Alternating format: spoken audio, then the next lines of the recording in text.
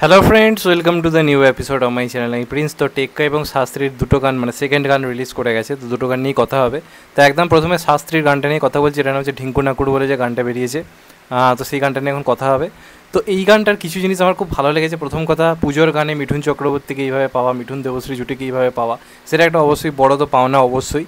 এবং এই সিনেমার এই যে গানটার শুরুতে মিঠুন চক্রবর্তীর ফাটাকেস্টর দেওয়া সেই ডায়ালগটা, যেখানে বলছে যে ফাটাকেস্টর কালী পুজোর থেকে কিন্তু বড় হতে হবে আমাদের এই দুর্গা পুজোটা। এবং শুনেছি ও নাকি খবর দেখে না, খবর পড়ে না, খবর তৈরি করে। তো এই ডায়লগটা মিঠুন চক্রবর্তীর মুখে শুনছি, মানে ফাটাকেস্টকে নিজেই করছে, ব্যঙ্গ করছে, সেই ব্যাপারটা কিন্তু দারুণ লেগেছে। এবং তারপর গানটা স্টার্ট হচ্ছে এবং গানটার গলাকার অভিজিতের গলায় আমরা বহু আগে পুজোর গান শুনতাম, যখন দেবের সিনেমাগুলো আসতো, ঢাকের তালে বলি, আরও অনেক গান শুনি। তো অনেকদিন পর অভিজিৎ মানে চক্রবর্তীর গলাতে আবার আর কি পুজোর গান এলো। এটা অবশ্যই একটা বড় পাওনা আমাদের সবার কাছে। এবং পুজোর আগে সিনেমার হাইপ বাড়ানোর জন্য পুজোর একটা গান দরকার হয়, তো সেরকমই গান এই সিনেমার মধ্যে রয়েছে। প্রথম করে মিঠুন চক্রবর্তীর পারফরমেন্স এই গানে দারুণ লাগছে। গানটা খুব বড় স্কেলে শ্যুট করা হয়েছে, যেভাবে 4-5টাকে নিয়ে অনেকজন ড্যান্সার নিয়ে শ্যুট করা হয়েছে, ওটা দেখতে ভালো লাগছে। প্লাস মিঠুন দেবশ্রী জুটিকে গানে দেখে কিন্তু কোথাও একটা আলাদা রকমের নস্টালজিয়া ফিল আসছে, এই নিয়ে কোনো সন্দেহ নেই। তবে গানটা কিন্তু ওভারঅল আমার খুব একটা ভালো লাগেনি। ইন্দ্রদীপ দাশগুপ্ত এমনিতে ভালো, মানে একজন মিউজিক ডাইরেক্টর, কিন্তু এটা পুজোর গান বা একটা মাসি কমার্শিয়াল গানের ক্ষেত্রে মাঝে মধ্যে কোথাও গিয়ে আমার কেন যেন মনে হয় জিৎ গাঙ্গুলি অনেক বেশি এফেক্টিভ এই ধরনের গানগুলোর ক্ষেত্রে। আমার মনে হয় এই গানটা জিৎ গাঙ্গুলি মিউজিক দিতে আই থিঙ্ক আরও বেটার হতো এই গানটা, কারণ মিউজিকটা যেটা হয়েছে খুব যে সেটা ভাইবস দিচ্ছে তা কিন্তু নয়। যেখানে আমরা বহুদিন পর পুজোর গানে অভিজিৎ বাবুকে পাচ্ছি, মিঠুনটাকে পাচ্ছি একটা গানের মধ্যে, সেখানে একটা গান শুনে সেই ভাইবসটা কিন্তু কোথাও গিয়ে কাজ করছে না, কারণ কম্পোজিশনটা খুবই ক্রিঞ্জ লাগছে। মানে একটা আজকের দিনে দাঁড়িয়ে আমরা বিভিন্ন রকম গান শুনে ফেলি, সেখানে একটা পুজোর গান শুনে মনে হচ্ছে না যে নতুনত্ব কিছু একটা শুনছি, মানে শোনার জন্য সেই ইন্টারেস্টটা ফিল হচ্ছে না। জাস্ট ভিডিওটা দেখতে ভালো লাগছে মিঠুন চক্রবর্তীর জন্য আর স্কেলটার জন্য। তো মোটামুটি লেগেছে। আমার গানটা ওভারঅল ভালো লাগেনি, কিন্তু মিঠুন চক্রবর্তীকে গানটার মধ্যে বেশ ভালো লাগছে। এবং ফিমেল যে গলাটা, সেটা কিন্তু একদম মানাচ্ছে না দেবশ্রী ম্যামের সাথে, একদমই ম্যাচ করছে না। আর মিঠুন চক্রবর্তীর সাথে তাও গলাটা ঠিকঠাক যাচ্ছে। তবে ওভারঅল গানটা আমার খুবই ডিসেন্ট লেগেছে, কিন্তু সব মিলিয়ে গানটা দেখতে ভালোই লাগছে। সিনেমা হলে গানটা দেখতে কিন্তু বেশ এনজয়েবল লাগবে একটা কোনো মুহূর্তের মধ্যে। তো দেখা যাক শেষ পর্যন্ত কী হয়। শাস্ত্রীয় বারবার বোঝাচ্ছি শাস্ত্রীয় সিনেমাটাও ভালো হতে চলেছে, দেখা যাক কী হয়। এবার কথা বলবো টেক্কার সেকেন্ড যে গানটা এসেছে তাসের দেশ বলে। এই গানটা কিন্তু ওভারঅল দুর্দান্ত একটা গান হয়েছে।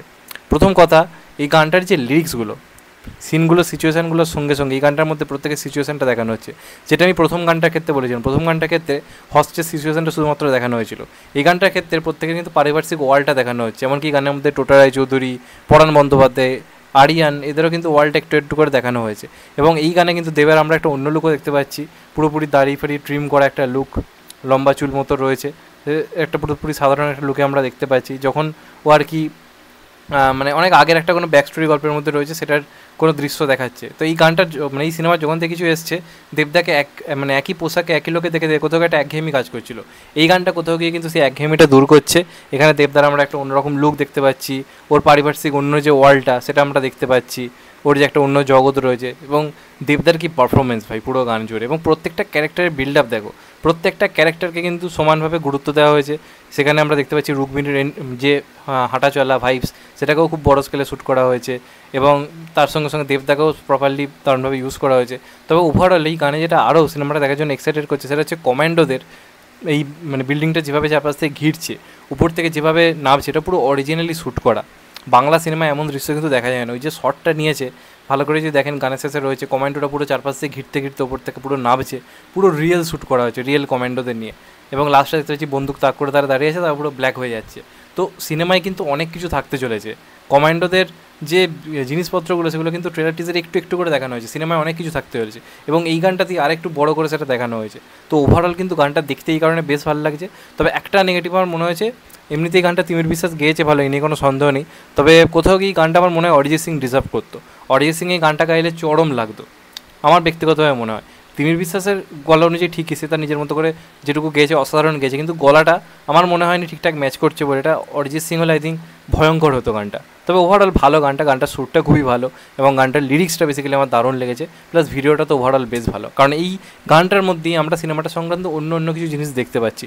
আর এখন অবধি যা এসেছিলো সবই দেখতে একঘেয়ে লাগছিলো আস্তে আস্তে, যে সেই একই ড্রেসে দেবদা দাঁড়িয়ে, সে একইভাবে রুক্মিণী হেঁটে যাচ্ছে, সে একইভাবে স্বস্তিকা কাঁদছে, তার বাইরে কিন্তু এই গানটার মধ্যে কিছু দেখানো হয়েছে, সেটা কিন্তু বেশ এফেক্টিভ। এবং সিনেমাটিক রিলিজের আগে এই গানটার কিন্তু দরকার ছিল, কারণ মানুষকে অন্য ওয়ার্ল্ডটাও তো দেখাতে হবে। তো সেটা কিন্তু কোথাও গিয়ে রেখেছে, পুরো গল্পটা একদম সিনেমার জন্য রেখে দিলে বা লুকটুকগুলো একদম না দেখালে ভুল হতো। তো কোথাও গিয়ে গানটা যে দেখিয়েছে, এটা একটা ভালো দিক।